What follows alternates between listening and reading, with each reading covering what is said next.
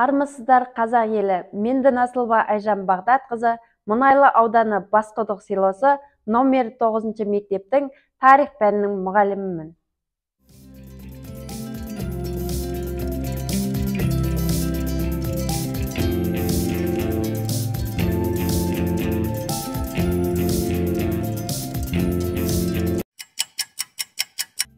Халық пен халықты, адам мен адамды теңестіретін білім. Ал білім көкжиегінде қалықтаған құстай ізгіліктің нәрін себуші бірден бір адам, ол ұстаз. Армысыздар, құрметті де қадірлі ұстаздар. Мен Дінасылова Айжан Бағдатқызы. Әрбір адамның өмір мектебінің бастамасы алғаш алтын ұя табалдырығын 2005 жылы аттадым. Алғаш сауатымды ашқан ұстазымның бойынан ұлылықты, ізгілікті жинап өстім. Ұстаз мейірімі, адалдығы мен парасаттылығын ту етіп, осынау қиындығы мен қызығы қатар жүретін мамандықты бала күнімнен армандадым. Алыстағы арманымдай болып көрінген қол созымдағы мақсатыма жетіп, алғашқы еңбек жолымды Мұнайлы ауданы номері 9 жалпы білім беретін мектептен бастадым.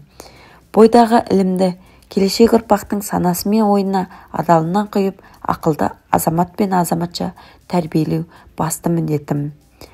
Алғаш ұстаздық жолындағы қиындықтарым бұл баламен тіл табысу болды. Ол қиындықты мейірімділігімнің, балаларға деген сүйіспеншілігімнің арқасында жеңе білдім. Қиындық тудырған тағы бір мәселе сабақ барысында қолданылатын әдіс-тәсілдер. Тәжірибелі ұстаздардан сабақ ала отырып, көптеген әдіс-тәсілдерді іздену барысында оқушылармен тіл табысу арқылы жеңе білдім.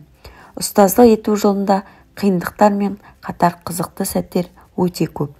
Мен үшін ең қызықты да ерекше сезімге бөленген сәттерінің бірі оқушыларының мектепшілік аудандық сайыстарда жеңіске жетіп, жүлделі орындармен оралуы мен үшін ұмытылмас, қызықты да естен кетпес қуанышты сәттерінің бірі.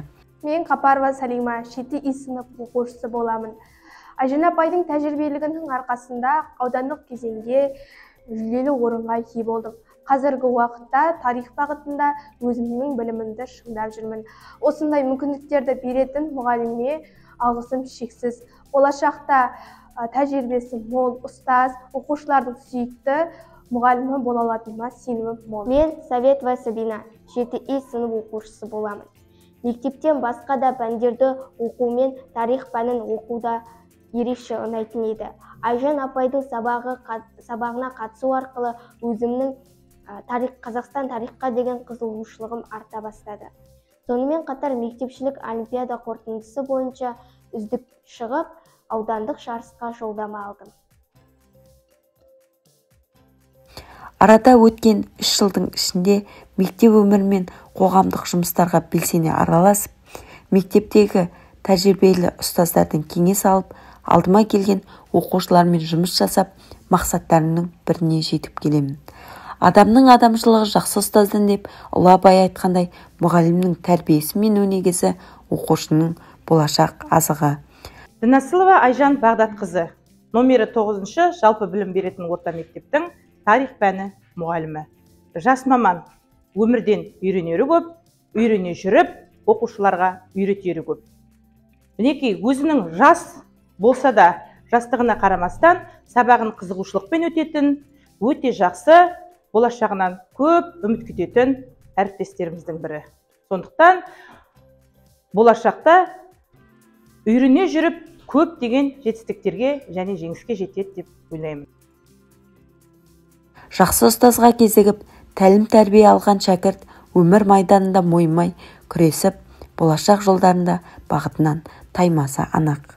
Ұстаздық ұлы қасиет, ақырын жүріп анықпас, еңбегін кетпес далаға, ұстаздық қылған жалықпас, үйретуден балаға деп Абай атамыз бекер айтпаған.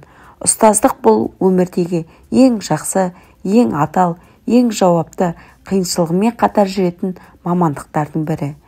Ендігі алға қойған мақсатым білікті ұстаздардың қатарынан көрініп, білімді жастар тәрбиелеу. Мен шәкірттерінің бойына білім нәрін толтырып, елін сүйер азамат тәрбиелеу жолында еңбек етуге даярмын.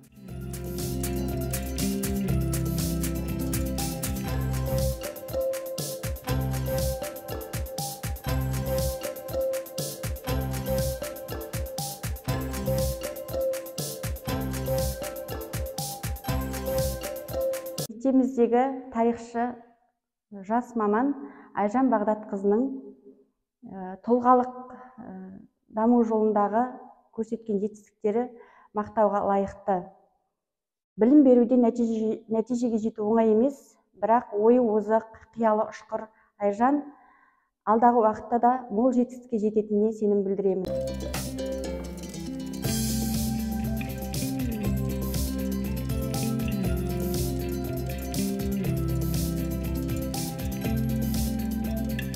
Осындай ұлы жолда жетістікке жетуіме қолдау көрсеткен 9-шы мектеп ұжымына және тарих бірлестігіне алғысым шексіз. 3 жыл ішінде жеткен жетістіктерім мен үшін аз, әлі алар асуларым алда.